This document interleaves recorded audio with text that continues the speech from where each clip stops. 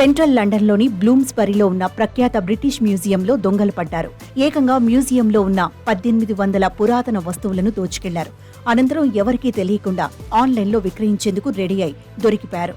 దాదాపు దశాబ్ద కాలం పాటు మ్యూజియంలో పనిచేసిన సంరక్షణాధికారి పీటర్ హిగ్స్ చోరీకి పాల్పడటంతో నిర్వాహకులు కోర్టును ఆశ్రయించారు. గతేడాది జూలైలో మ్యూజియంలో దాదాపు 1800 పురాతన వస్తువులు చోరీకి పాల్పడినట్టు నిర్వాహకులు గుర్తించి కోర్టుకు వెళ్లారు. మ్యూజియంలో పనిచేస్తున్న పీటర్ హిగ్స్ వాటిని అపహరించినట్టు ఆరోపణలు రావడంతో అప్పట్లోనే విధుల నుంచి తొలగించారు. మ్యూజియంలో దశాబ్ద కాలం పాటు రత్నాలు, బంగారు ఆభరణాలు సహా ఇతర వస్తువులను మాయం చేసినట్టు హిగ్స్ పై నిర్వాహకులు ఆరోపణలు చేశారు. హిగ్స్ తనపై ఉంచిన విశ్వాసాన్ని వమ్ము చేసినట్టు పిటిషన్లో పేర్కొన్నారు. దీనిపై విచారణ చేపట్టిన న్యాయస్థానం 4 వారాల్లోగా తన దగ్గరున్న వస్తువులన్నీ మ్యూజియానికి అప్పచెప్పాలని ఆదేశించింది. మ్యూజియం నుంచి దొంగిలించిన వస్తువులను హిగ్స్ ఈబే, పేపాల్ వంటి వెబ్సైట్ల ద్వారా విక్రయించినట్టు గుర్తించారు. దీంతో ఆ లావాదేవీల వివరాలను బహిర్గతం చేయాలని ఆదేశించింది.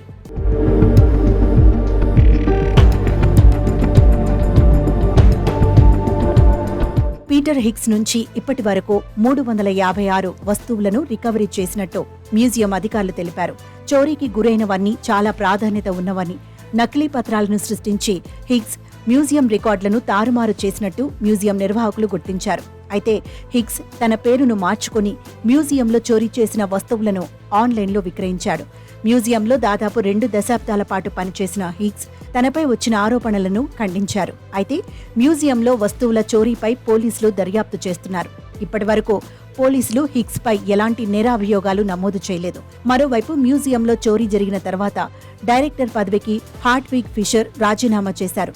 ఈబేలో మ్యూజియం కలెక్షన్ విక్రయానికి ఉందని ఓ చరిత్రకారుడు చెప్పినా దానిని తాను పట్టించుకోలేదంటూ ఆయన క్షమాపణలు చెప్పారు. 18వ శతాబ్దంలో ఏర్పాటైన ఈ మ్యూజియంలో వివిధ దేశాలకు చెందిన చారిత్రక వస్తువులున్నాయి.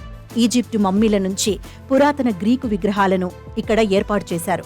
12వ శతాబ్దానికి చెందిన చైనీస్ కవిత్వంతో ఉన్న శాసనాలు, కెనడాలోని ప్రజలు తయారు చేసిన మాస్కుల వరకు వేలాది వస్తువులు ఉన్నాయి. ఈ మ్యూజియాన్ని ప్రతి ఏటా దాదాపు 60 లక్షల మంది సందర్శిస్తారు. అంతటి ప్రఖ్యాతమైన మ్యూజియంలో చోరీ జరగడం ఇప్పుడు చర్చనీయాంశంగా మారింది. మ్యూజియంలో పనిచేసే వ్యక్తే చోరీకి పాల్పడటం ఇప్పుడు సంచలనంగా మారింది.